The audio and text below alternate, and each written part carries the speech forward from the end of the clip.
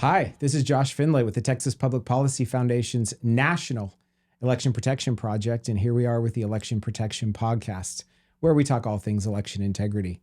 We've got an excellent guest today, Mike Howell from the Heritage Foundation's Oversight Project, and we're going to talk about two of the most important issues facing the 2024 election cycle. We're going to talk about Biden bucks, Biden's executive order that turns government agencies into get out the vote operations, and we're going to talk about non-citizen voting. And if you were to ask me personally what the three big challenges are that we're going to face this election cycle, I would say that definitely those are two of the biggest. I think you can analogize this a lot to Zuck bucks from 2020, right? Especially this executive order. And so that's something we want to dig into today because Mike has been doing more research on this than just about anybody out there. So Mike, great to have you. Hey, thanks for having me. So Mike, one thing we do on this podcast is I don't do introductions. I like our guests to tell their own story. So tell us a little bit about yourself, how you ended up at the Heritage Foundation, and then a little bit about this project. Well, in that event, I'm a world star athlete, famous movie actor, executive. No, I'm just kidding. I'm an attorney. I work at the Heritage Foundation. Started out my career on Capitol Hill as an investigative attorney, Oversight counsel. Senate side for Ron Johnson, and then over to the House side for the Oversight Committee, Jason Chaffetz.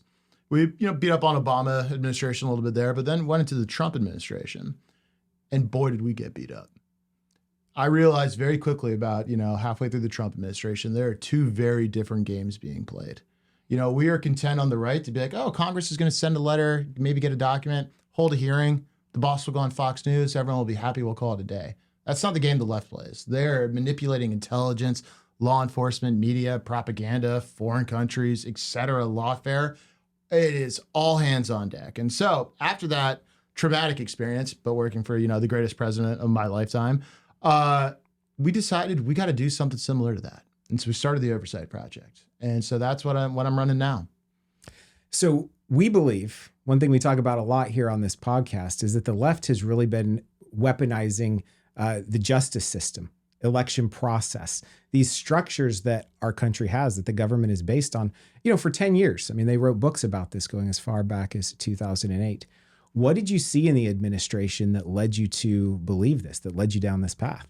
Right. I think the first eye-opening experience or realization is that, after being on the Hill for a while, you thought that's like where the activity was generated. And I quickly realized that's true for the right. It's, fresh out of law school, college grads writing letters and things. On the left, these operations are staffed by, multinational white shoe law firms. They're assisted by the Department of Justice and law enforcement. The Hill is really their vessel that things filter through. And I think the January 6th committee is the ultimate example of that. When they bring in a film producer to roll it all out, they have been able to capture so many different systems and deploy them all at their enemies, which are us. And it's worked to great effect. And the right just fails to do that time and time again. And that is why the left keeps getting more extreme, is because they've realized the right's not leaving their little box and they're not really going to fight back. And so what I do for a living is try to be outside that box and also point out that we don't have to live that way. We can stop this, but we have to fight back first, because until we put some points on the board and make them hurt, they're going to keep whooping up on us. And the best illustration of this is, since the House of Representatives flipped a year and a half ago, things have gotten way worse. The weaponization has skyrocketed. They convicted President Trump in a kangaroo court. All of the, special counsels, Georgia, New York, whatever, they're all receiving, taxpayer dollars still. There's been zero consequences. And so it's that environment in which Merrick Garland can go into the House, it was Tuesday, and basically, flip off the entire House of Representatives. He should have been held in contempt many times over this Congress. And instead, he's walking in there a free man and basically laughing at Congress to their face and walking away. And I think the American people understand what a clown show it is and how this is a one-sided fight. I think there are about 200 people in this country who think what's happening on Capitol Hill is actually working. And those are either members of the House of Representatives or cable news hosts who get to have them on their show. So how is Heritage fighting back against this then? Tell us about the Oversight Project. Absolutely. So the Oversight Project has two primary functions, litigation and investigations. Something I've also come to realize, and I think a lot of other people have, America First Legal is doing great work on this, Judicial Watch always has, is that the constitutional exchange of information through the congressional oversight process, where people think that's how documents get out of, the executive and to the American people, that is completely broken down. That just doesn't exist anymore. It's performative theater at this point. It's requesting information, bragging about making the request, never getting the information. And, this is not difficult to do given the laws and the lack of consequences. I mean, this is what I did when I was in the Department of Homeland Security, is respond to those letters. I mean, in the litigation context, where you can take this fight and put it in front of a arbiter, which is a federal judge. Of course, a lot of them are on their side blatantly. So you can actually force information out if you sue enough, strategically enough, ask the right questions, and sue in geographically diverse areas and jurisdictions. And so that's what we do. We are in almost 100 active lawsuits right now, and that has propelled documents far greater in impact than anything else that's coming out on Capitol Hill, because you can actually get stuff out that they don't want to release if you're fighting and suing hard enough. And we've been able to do it at an extraordinarily high volume, but also at an efficient rate. I mean, we're not talking astronomical rates like these white shoe law firms would charge you. We got patriots who are coming in, working 24/7, suing. But what makes this different overall is the investigative function. And I think that's the real exciting thing. We have a team of highly competent and credentialed folks from a wide variety of backgrounds that have involved guns, badges, and all the cool things that you can imagine in the movies, but making use of commercially available tools, things that are legal. I say commercially available. What I mean is they're not breaking the law. You can buy it. Right. To further investigations. And then also some of the standard kind of investigative things that the right never does. And, actually leaving your computer and going there. Like, anyone can sit on their computer all night and find something funny on the internet. But going places you shouldn't be and having a camera, developing sources. And this is, you might have seen, we had a team that we work with that went down to Mexico and obtained a flyer encouraging illegal aliens to vote for Joe Biden. The left lost their mind. Sick the New York Times, NPR on us, all this kind of stuff. But we're continuing to prove through documentary evidence, either in litigation or in undercover investigations, that Joe Biden and the left plans to try to win this election on the back of illegal aliens, in addition to everything else they're doing. Well, so I want to dive into this. Before we do, though, the Oversight Project is very active on X. I've been following it and I love it.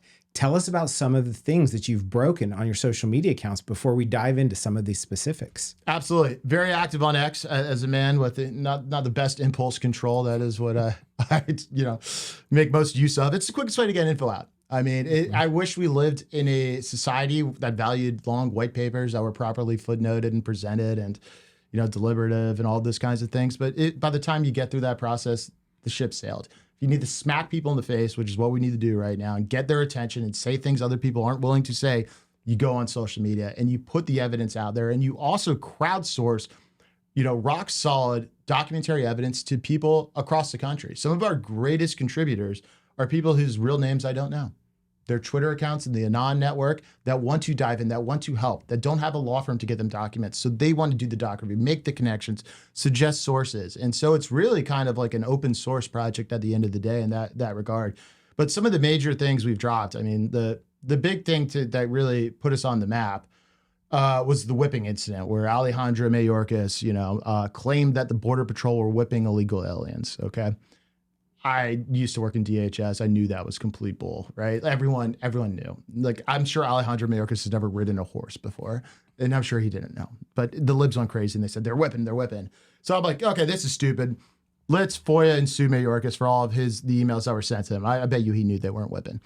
And then lo and behold, we get a document that his top press person right before he went to the White House podium to cry racism told him, like, hey, man, there was no whipping. The photographer down there said there was no whipping. And so, put that out there. And at the time, I mean, I was looking at kind of odds for who would be impeached first, because I obviously wanted it to be Mayorkas as a border guy. But he was number 4 on this website, Predict It, right? Where people, actually put money on it. He was behind Yellen and a couple other people. Well, after we put that out, he went from 4 to number 1, and he stayed there. And obviously he got impeached. And so I'd like to think that animated kind of a lot of the public outrage. That and sustaining an invasion of the country probably had something to do with it.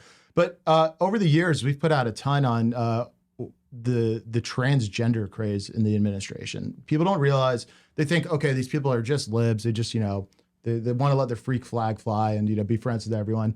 No, they're actually building a sophisticated architecture within the government to promote and recruit transgenderism and then to punish those who disagree. It's going to take a lot of man hours to unpack all this stuff. You should see the reams of policy paper, documents, guidelines, processes, definitions, punishments, judicial systems, things like even like making sure a federal prisoner can get free, not just the basics of transgender surgery, but the facial reconstruction, the oohs and ahs to really make it believable. That's the infrastructure they're building.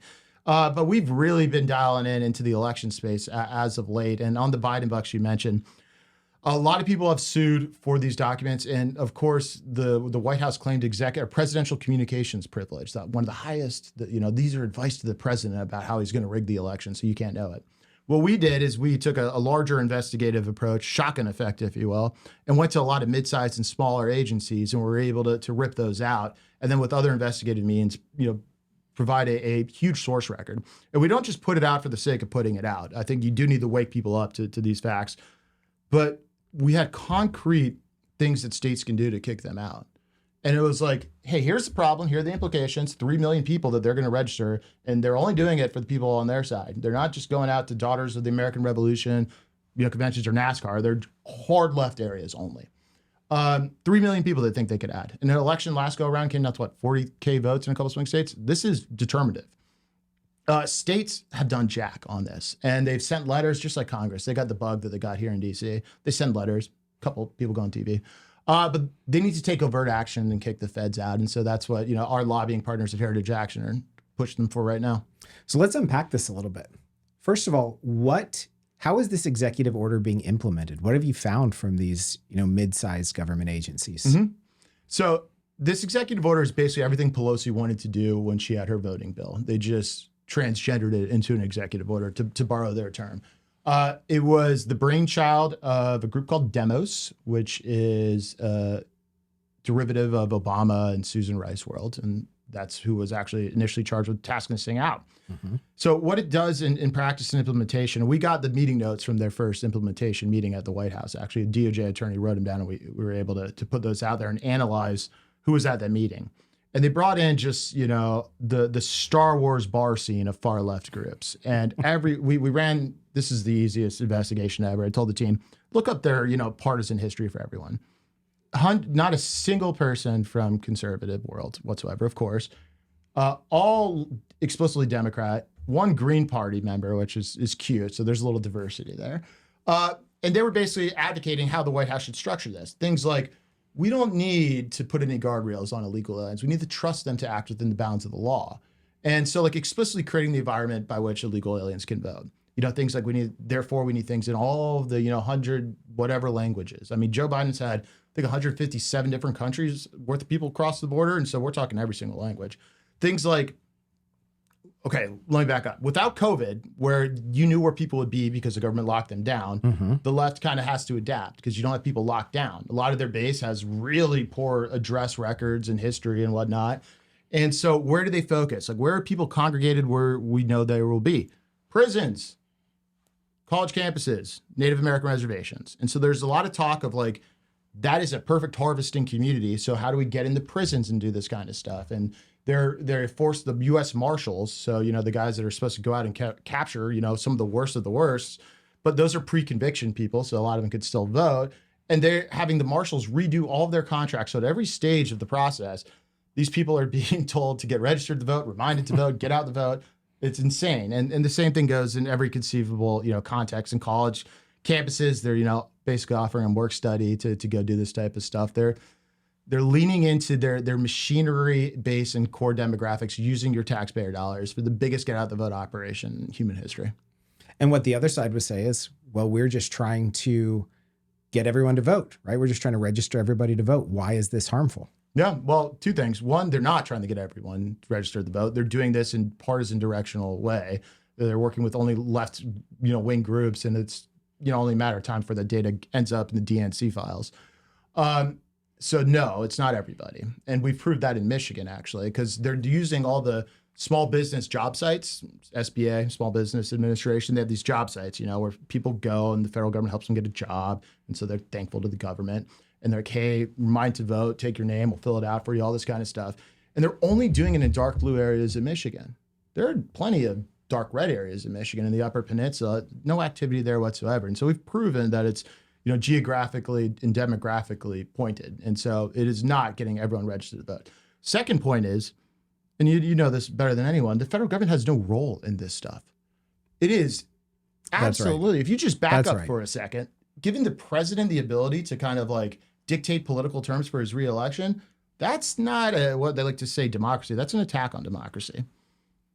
Yeah, so it's interesting. This reminds me, like I said earlier, this reminds me a lot of Zuckbucks. Mm-hmm. And we saw that parts of Zuckbucks, when they've been brought to trial, have been overturned, right? I think about the mobile voting vans that they had in Racine, Wisconsin.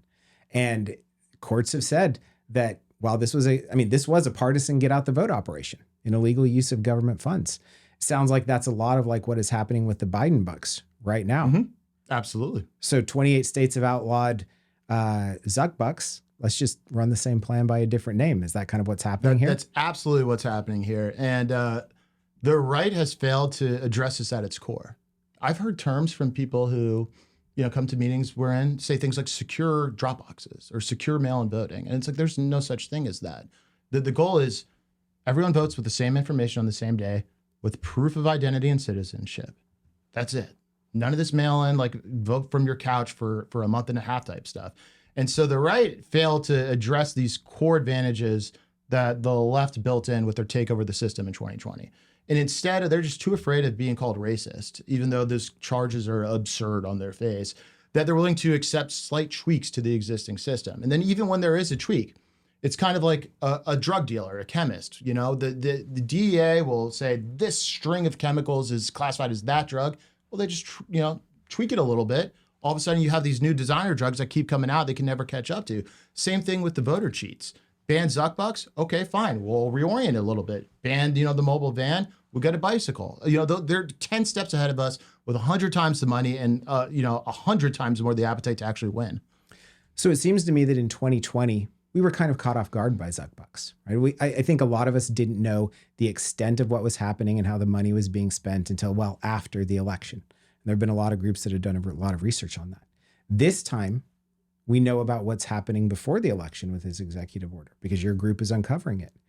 Why is this such a hard nut to crack for conservatives? Why has there not been more action taken to combat the partisan effects of this executive order? Right, because we have built basically an ecosystem or a reward system on the right where we do not praise or hold up winners. We're too easy to settle on people who just message or rhetorically appeal to these things.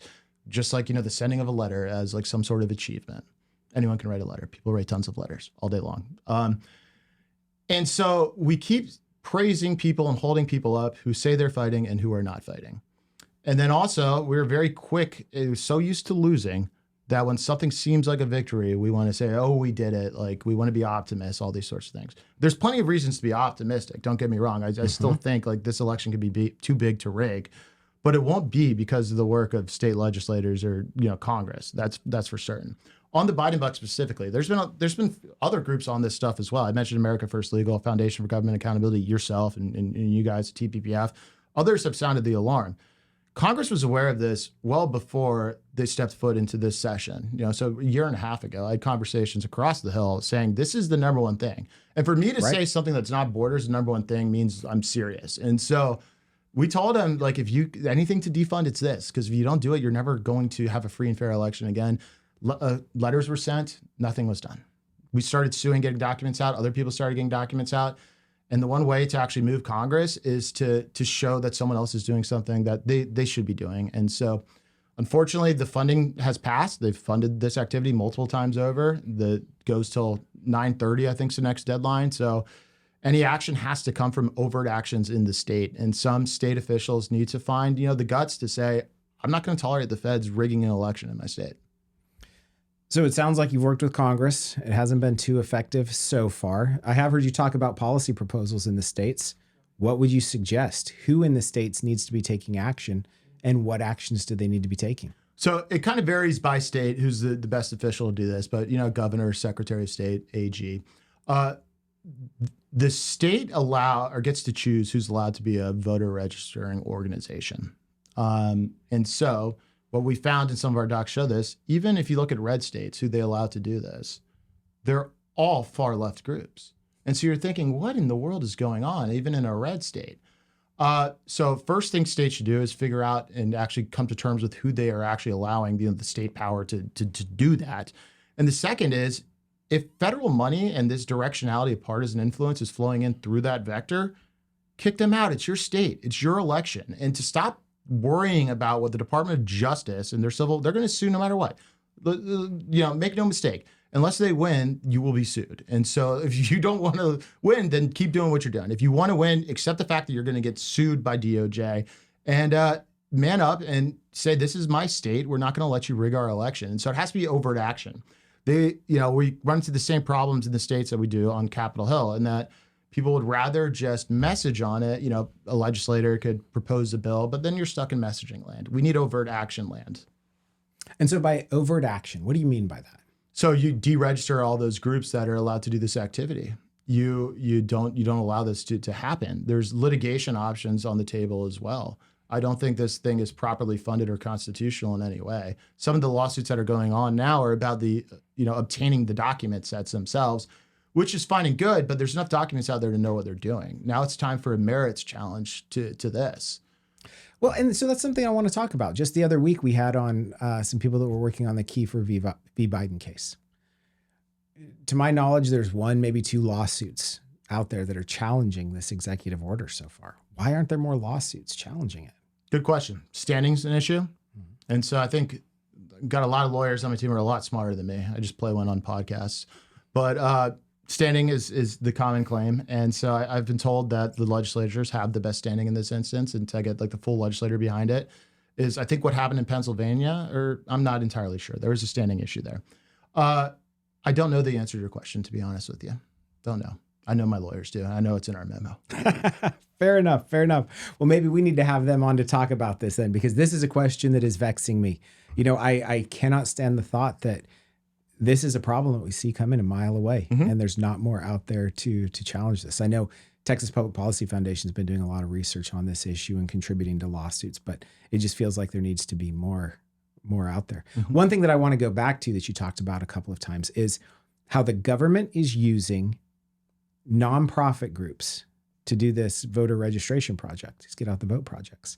But they're not using conservative groups. Mm-hmm. Tell us a little bit more about that, because your average listener is going to listen to this and think, well, nonprofit groups, this is great. It's helping everybody register to vote. But it goes back to that partisan issue you were talking about earlier. Right. So I'm going to zoom out just even a little further and go back to your good friend Barack Obama's presidency. You're trying to get me in trouble here. No, not our good friends. I'm sure he's a great guy. Halfway through his presidency, he decided that the Constitution was a very onerous thing. I think the quote is, I got my pen and my phone, I'm going to do it anyways. And they developed a new theory of government, which is basically governing without government. And so working your policy solutions either through regulatory nudges, and they had Cass Sunstein in the White House doing their regulatory pushes to change human behaviors, a lot of stuff in Obamacare and public health. But they basically figured out a new governing theology in that you don't need to legislate your way to where you want. You can use the power of the nonprofit sector to lean on things. You could use the regulatory environment to push certain behaviors. And so that has really grown into how the left, and it's grown to international institutions as well, media and whatnot. COVID is a perfect example of this. They changed a lot of behaviors without the force of government, even though they had lockdowns and stuff. But, so in the voting space, this has been the big push of this billion-dollar industry of far left groups that are in on this. This was their brainchild. The idea originated from the nonprofit community and basically went to the White House and said, if you do this executive order, we can get you $3 million. And so, of course, they said, let's do it. And they only had the furthest left of the furthest left. I don't know who they invited or how they selected. I'm sure it was, it was a rainbow coalition of every kind of hyphenated group you can imagine from the lefts. But that's the muscle of this, the people who are actually thinking up the proposals, implementing the proposals, identifying and working with the state officials. And I believe, that is a huge vulnerability in that we're talking about millions and millions of Americans' data, then is in the hands of the nonprofit community, which is in close, cahoots with the DNC. It's not too far to get from FedGov data to DNC data, and we basically have a permanent voter file built for them. No, it's incredible. We had Scott Walter on the podcast not too long ago to talk about how the left has just weaponized the use of nonprofits. And our side is very slow to catching up on this. It's part of the reason that I'm working for a nonprofit entity right now, right? We've got to advocate for the good guys. You're doing the same thing and using this model, but it's just incredible the partisan way that they're manipulating this system. So let's shift gears for a second and let's talk about non-citizen voting, because I'm fascinated by that story you started to tell and what I know about this. Going down into Mexico, doing some research and finding out about efforts to encourage non-citizens to vote. Tell us about that. So this is what the New York Times and NPR and all these folks came after us for. So I'm gonna explain why I'm gonna use cagey terms here. They wanted nothing more than like our org chart and our relationships with our investigative partners. And so if I sound loose, it's because I'm trying to avoid the question that they were asking me. It wouldn't be fair to them if I told you and not to the New York Times. We work with an international group of investigators, ranging from, your traditional private investigator types to people with experience in police departments at a local level to working for national organizations, from people who, can go undercover into certain areas. And so basically for this operation, there was a team that we were working with that was in New York. They were muckraker, great. Anthony Rubin leads it. And they were in a New York illegal alien shelter. And when they were there, they were able to purchase fraudulent residency documents, or they were offered it rather, for $10. And obviously residency is one of the elements to vote in New York. And so on camera just proved how absurdly easy it is in New York to get one of the elements to be able to vote. But while they were there, they heard a rumor from some of the illegals, not a rumor actually, this is what the illegals were saying, that there were flyers being distributed at the staging camp in Matamoros, Mexico, where they stage them before they come in. So they went down there. And when they were down there, with their undercover gear, they went into a porta potty and saw the very flyer that was described right there. And it basically, had some language about when you get in the U.S., remember to vote for Biden, nice little Biden sign on it.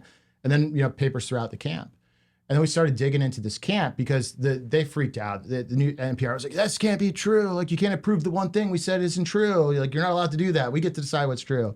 And so then we're like, okay, let's have some fun here. The NPR, actually, the reporter they sent after us, guess where she used to work? And you'll know this group, Acorn. Okay, so they sent some voter incredible. Fraud group. Yeah, alum of a voter fraud group to investigate us for voter integrity issues. But we also found this camp is no stranger to this type of stuff. They had Jill Biden down there not too long ago. In the Trump years, they bought a big balloon sign, when Joe Biden won, that said, buy Trump. And so it's like this partisan DNC basically looking outfit, just staging illegal aliens to come in and to invade the U.S. So it doesn't surprise me at all that such literature would be handed out. But we have operations like this ongoing throughout the United States right now. And I think what you can expect from the Oversight Project is continuing to prove the vast movement of trying to get either illegals to vote or ballots to illegals for someone else to vote, or trying to decay any ability to prevent illegals from voting. So tell us what else you found about this, because the left says there's no issue here, right? There's nothing to see. In fact, I think they even, someone interviewed Brian Stile, the chairman of the House Administration Committee, and he was having a hard time giving examples of illegals voting, right? And we love Brian Stile. He was on the podcast. Tell us what you've uncovered, because, we think this is a very real issue. It is a real issue. And my colleague Hans von Spakovsky, who runs our voter fraud database, they have proven instances of illegal aliens voting. One thing to understand why I think a lot of members have a tough time articulating this is because the system is designed not to be auditable for these things. This is exactly an election fraud issue across the board. This is why they changed the rules in such a way that you can't detect fraud after the fact. Even though, as we see in Georgia and Arizona, some of these audits and investigation have proven monumental things that should shock the conscience. What we've proven is a systematic, I'll say, consciousness amongst these nonprofits and others that voting and illegal immigration are intricately linked. These are all hard partisan actors. These are people who are very vociferously, pro-Democrat on the side. It's not just a community of people who are, want to welcome somebody into the country. And the money flows between the groups are very, very intertwined. It's you cannot segregate the partisan element from the illegal alien encouraging element. And so whether it's from the literature or the ability to get people residency documents to help them along the ways to vote, or their vulnerabilities in the systems that we've discovered, what I think we have is means, motive, and opportunity, all of those things, in addition to proven instances of legitimate law breaking, which I would call what happened in New York. We sent this to Letitia James to investigate. Of course, she did not. She didn't even respond. It's my fault because I sent a letter, and I'm the one who says you shouldn't send letters.